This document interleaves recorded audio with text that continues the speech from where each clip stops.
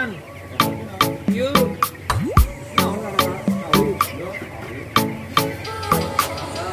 Oh, satan.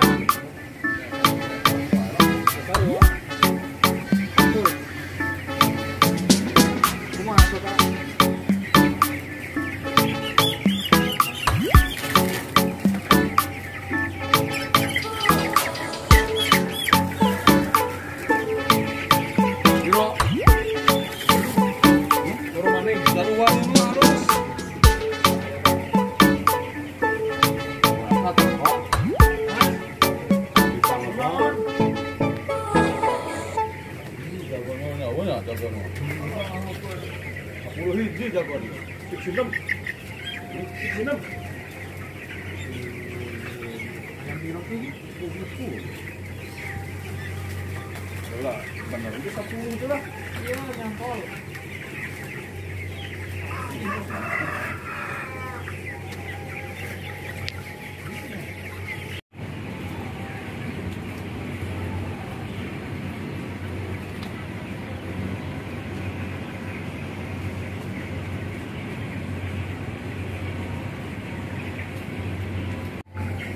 Sobat Sabah, ketemu lagi di Balai Sabah.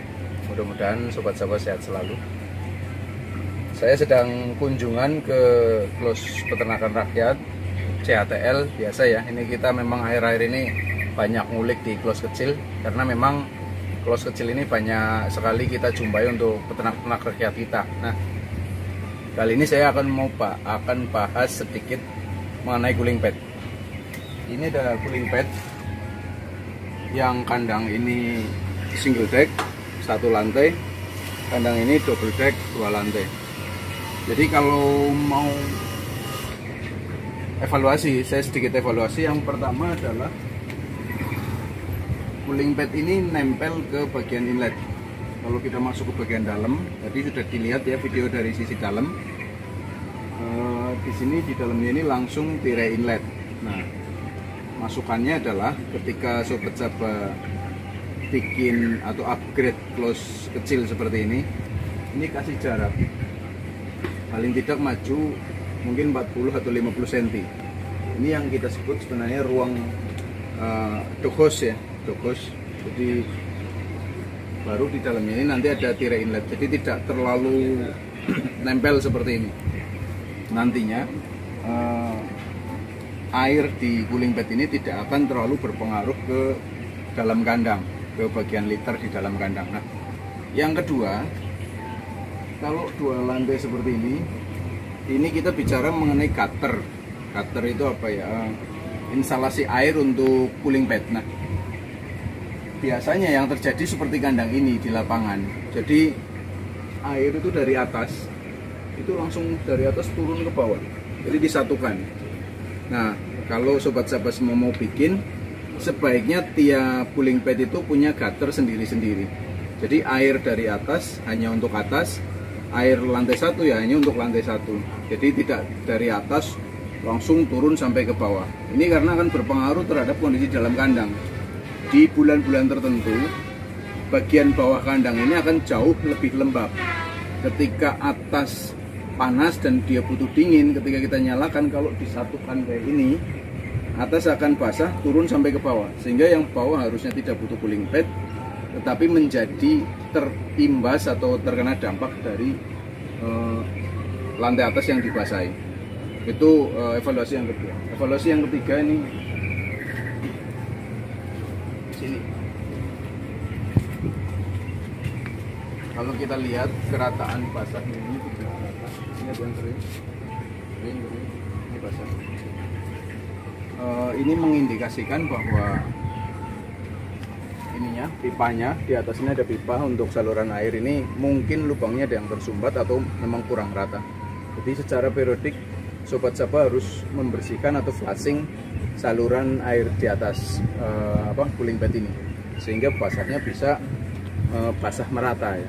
Jadi ini sangat penting karena ini sebagai cooling system di dalam kandang. Nah, kalau ini contoh menarik juga, ini yang kita sebut air view. Air view ini jarak dari plafon ke atap. semakin tinggi jaraknya, ini akan semakin bagus untuk capaian udara di dalam kandang agar lebih sejuk atau lebih dingin. Kalau jaraknya terlalu mepet, ini pasti akan terpengaruh dari cuaca panas dari matahari. Ini sangat bagus sekali. Jadi kandang ini pasti jauh lebih mudah untuk mencapai dingin daripada kandang yang ini, karena atas cenderung lebih pendek. Nah, terakhir buat sobat Sapa yang mau pasang cooling pad nih, kan harus tahu ukurannya kan. Nah, biasanya untuk kandang kecil seperti ini kan pakai kipas 38 in. 38 ini kurang lebih didapat kapasitas itu ya 22 ribuan lah.